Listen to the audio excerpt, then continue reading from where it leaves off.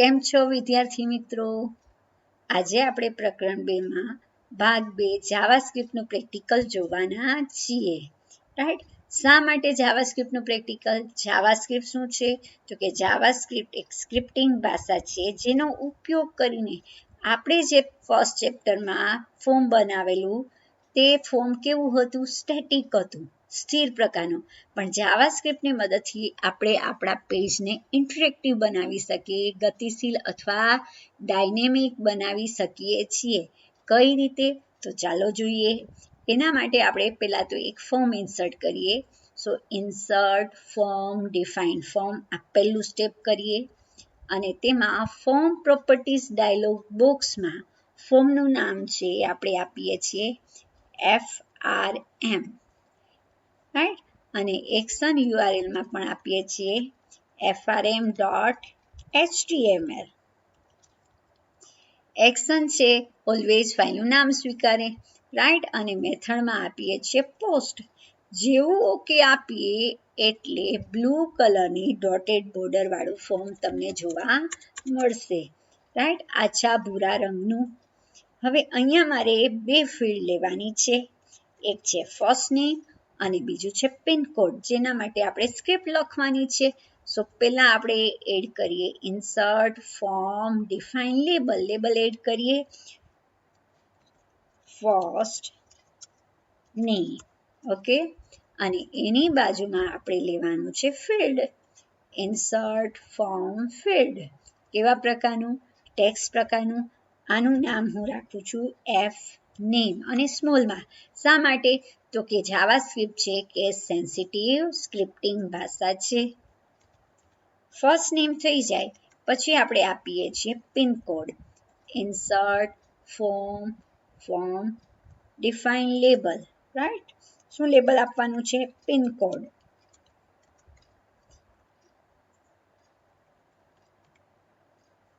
Again અહીંયા field ઉમેરીએ text field insert form field text અને એનું ટૂંકું નામ આપી દઈએ પિન સ્મોલમાં, રાઈટ? આ નામ યાદ રાખવાના છે.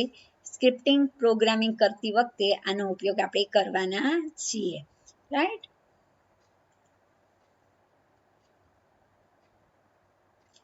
અને નીચે અત્યારે આપણે માત્ર આ 2 ઉપર જાવાસ્ક્રિપ્ટનો ઉપયોગ કરવાના છીએ એટલે અહીંયા આપણે સબમિટ બટન લઈ લઈએ insert form field submit button. ફિલ્ડનું નામ આપણે આપીએ છીએ સબમિટ અને વેલ્યુ જે આપણું લેબલ બનશે એટલે અહીંયા S કેપિટલ રાખીએ અથવા તો આખું કેપિટલ કરી દઈએ.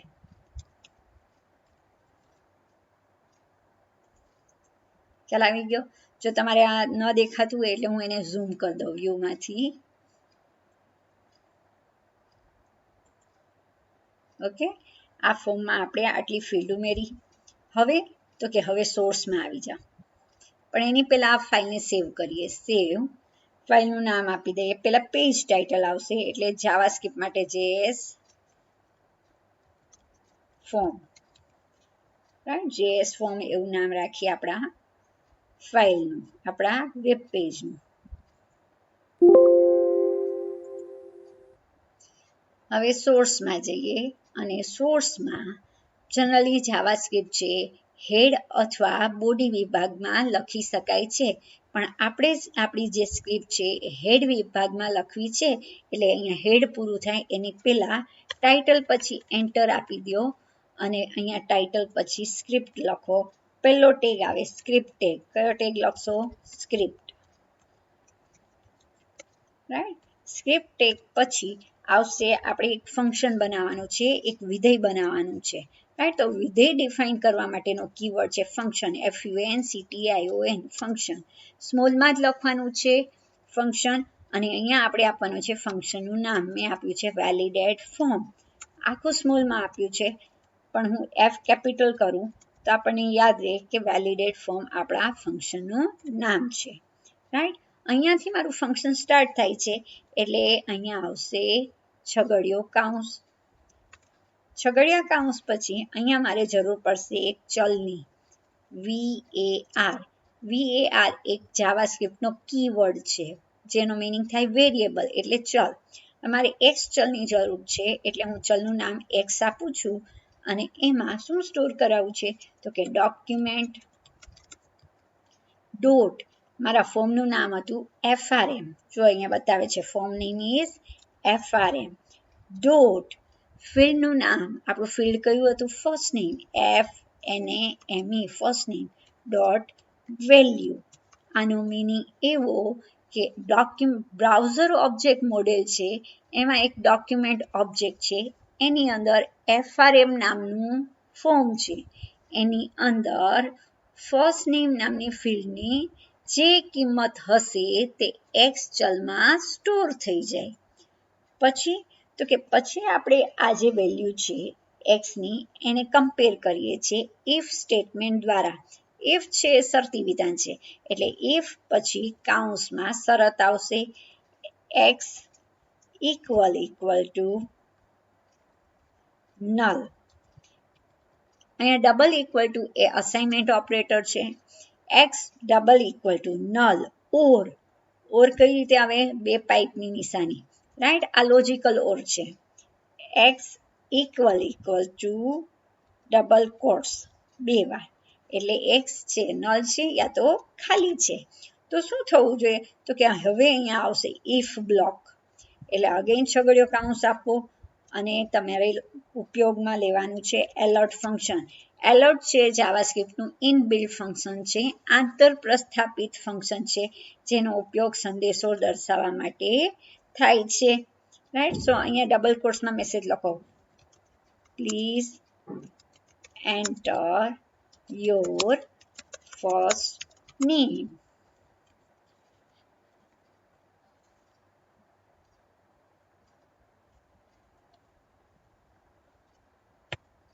અને છેલ્લે સેમિકોલન તો આવે જ રાઈટ દરેક સ્ટેટમેન્ટના અંતે સેમિકોલન આવશે આટલું થઈ જાય પછી શું લખશો તમે તો કે ડોક્યુમેન્ટ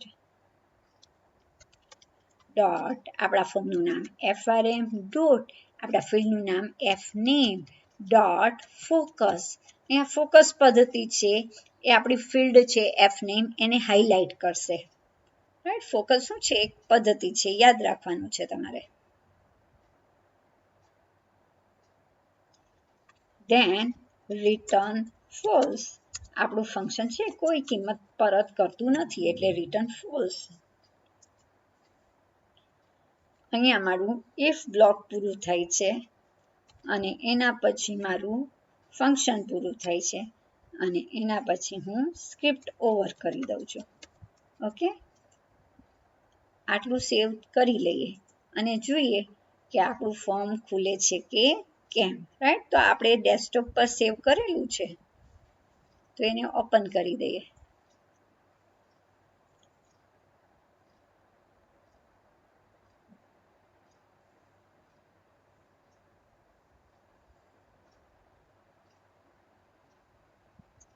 જો હવે હું સપોઝ અહીંયા ફિલ્ડનું નામ આપું છું અને સબમિટ કરું તો આપણે અપલોડ નથી કર્યું એટલા માટે નહીં થયું પણ જો ફિલ્ડ ખાલી હોય રાઈટ અને સબમિટ કરીએ તો અહીંયા મેસેજ આવવો જોઈએ જે મેસેજ આવ્યો નહીં જેના માટે આપણે સ્ક્રિપ્ટ લખેલી તે મેસેજ તો આવ્યો નહીં રાઈટ તો આપણે શું કરી શકીએ તો કે હજી આપણું એક સ્ટેપ બાકી છે કયું સ્ટેપ બાકી છે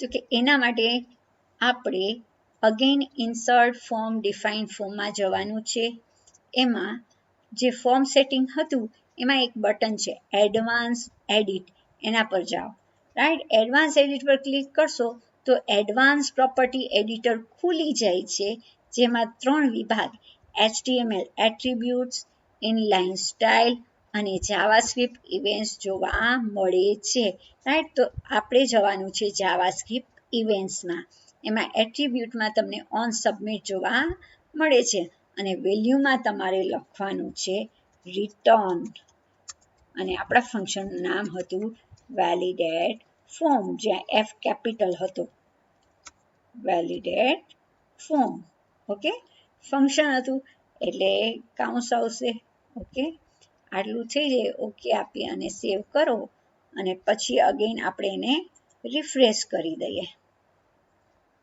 ઓકે અને જો આપણું ફર્સ્ટ નેમનું ફિલ્ડ ખાલી છે અને આપણે સબમિટ કર્યું તો તરત મેસેજ આવ્યો please enter your first name આવ્યો ને. અને જેવું હું ઓકે ઉપર ક્લિક કરીશ એટલે અહીંયા આપણું ફોકસ જાય છે. ક્યાં જાય છે? ફર્સ્ટ નેમ ફિલ્ડ ઉપર. શા માટે? તો કે આપણે સ્ટેટમેન્ટ લખ્યું છે document.frm.fname.focus એટલે ફોકસ અહીંયા થયું કે ઉપયોગકર્તાને ખબર પડે કે મારે અહીંયા મારું પોતાનું ફર્સ્ટ નેમ દાખલ કરવાનું છે.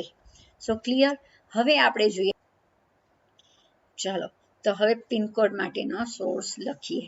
રાઈટ, પિનકોડ માટેનો સોર્સ કઈ રીતે લખશો?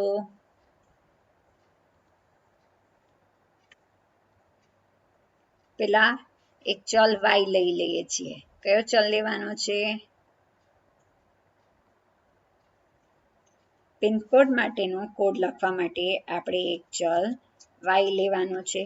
બધું સ્મોલમાં લખવાનું.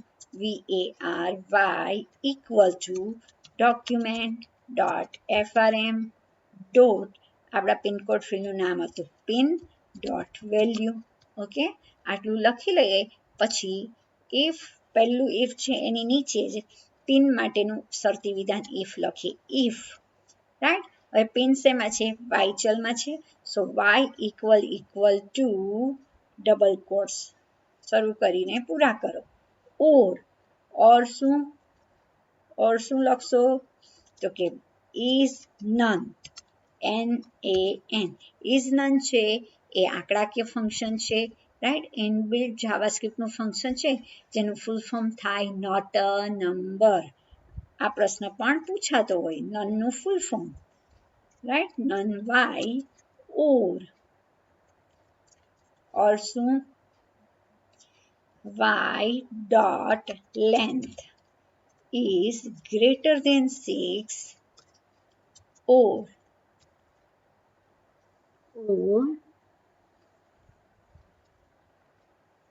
એટલે double pipe. y dot length is less than 6. તો શું થવું જોઈએ? જો આ શરત સાચી પડે તો શું થાય? તો કે એલર્ટ દ્વારા આપણે સંદેશો દર્શાવીએ કે please enter pin code properly.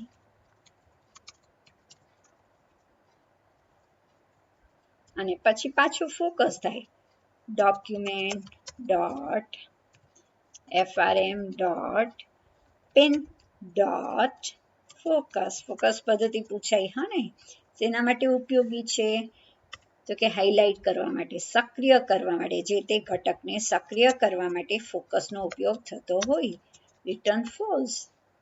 Right, અને અહીંયા આપણું આ ઇફ શરતી વિધાન પૂરું થાય એટલે પાછું કર્લી બ્રેકેટ પૂરું કરો. રાઈટ, ખ્યાલ આવી ગયો? હવે સેવ કરી લઈએ. સેવ થઈ જાય એટલે ઓલરેડી આપણું બ્રાઉઝરમાં ખુલેલું જ છે. આ પિનકોડ આપણે નવેસરથી નાખીએ, ખાલી રાખીએ. રાઈટ, ફર્સ્ટ નેમ આપણે આપેલું છે.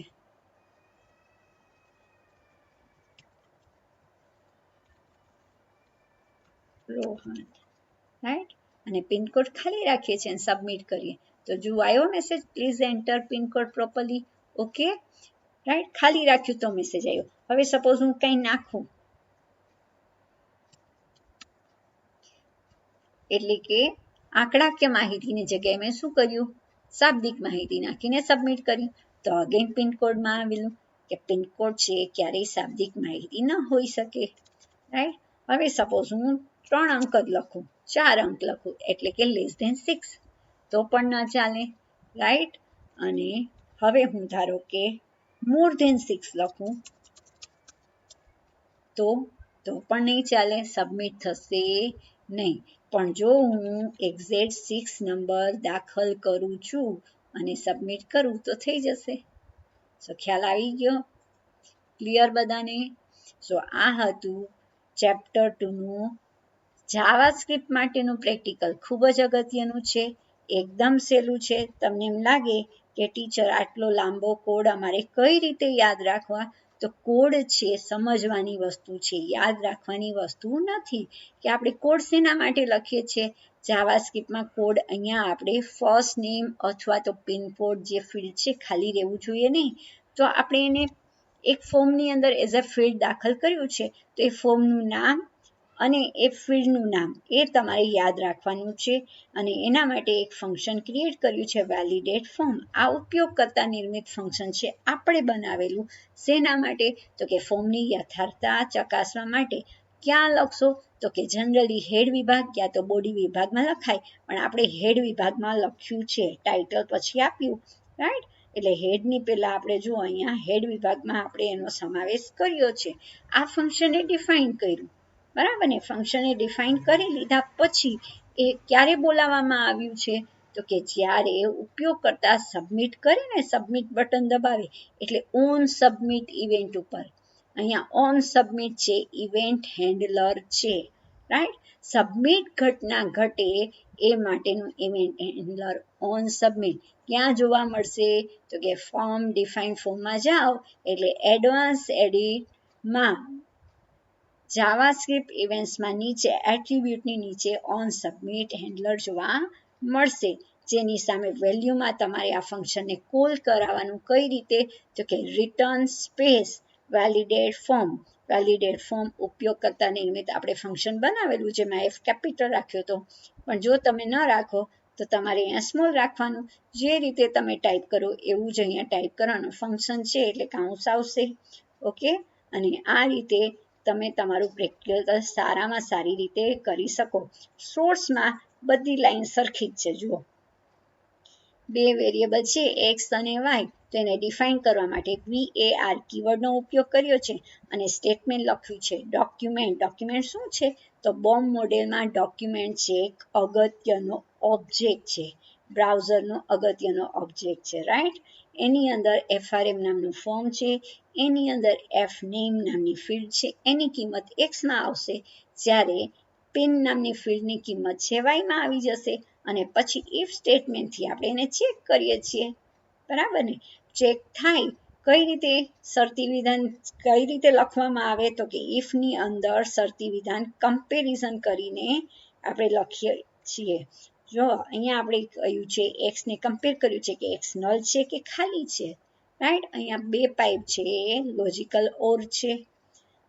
જો આ શરત સાચી પડે તો, એટલે કે ફિલ્ડ ખાલી હોય તો કે એલર્ટ છે આંતર પ્રસ્થાપિત વિધેય છે જાવાસ્ક્રિપ્ટનું, જેની મદદથી આપણે ઉપયોગકર્તાને સંદેશો આપીએ છીએ કે please enter your first name, તમારું નામ તો દાખલ કરો, રાઈટ?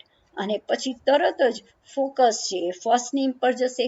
કોના દ્વારા? તો કે આ જ સ્ટેટમેન્ટ છે document dot FRM dot first name dot focus. Focus પદ્ધતિ છે, હાઇલાઇટ કરશે તમારા ફિલ્ડને અથવા તો એલિમેન્ટ્સને, અને ફંક્શન કોઈ વેલ્યુ રિટર્ન કરશે ને એટલે રિટર્ન ફોલ્સ આવી ગયું. એવી જ રીતે વાયને ચેક કરાવ્યું કે વાય એટલે પિનકોડ સ્ટોર કરશે. વાય ચલ કોને સ્ટોર કરશે? પિનકોડને. જો એ ખાલી હોય તો, અથવા તો એની કિંમત છે શાબ્દિક માહિતી હોય, ઇઝનન દ્વારા આપણે ચેક કરી, અથવા તો તેની લંબાઈ 6 કરતાં વધુ હોય, અથવા તો તેની લંબાઈ 6 કરતાં ઓછી હોય, તો આપણે એને મેસેજ દર્શાવીએ છીએ કે પિનકોડ પ્રોપરલી એન્ટર કરો, અને પછી પાછું એને ફોકસ કરીએ છીએ, રાઈટ? સો આ રીતે આપણે આપણા ફોર્મને વેલિડેટ કરી શકીએ છીએ, રાઈટ? તમને કોઈ ક્વેરી હોય તો કમેન્ટમાં ચોક્કસ લખશો. નેક્સ્ટ ટાઈમ હું ત્રીજા ચેપ્ટરનું પ્રેક્ટિકલ વેબસાઇટ ક્રિએશન મૂકવાની છું. આ ઉપરાંત ચેપ્ટર 4, 5 એનું એક્સપ્લેનેશન મૂકવાની છું.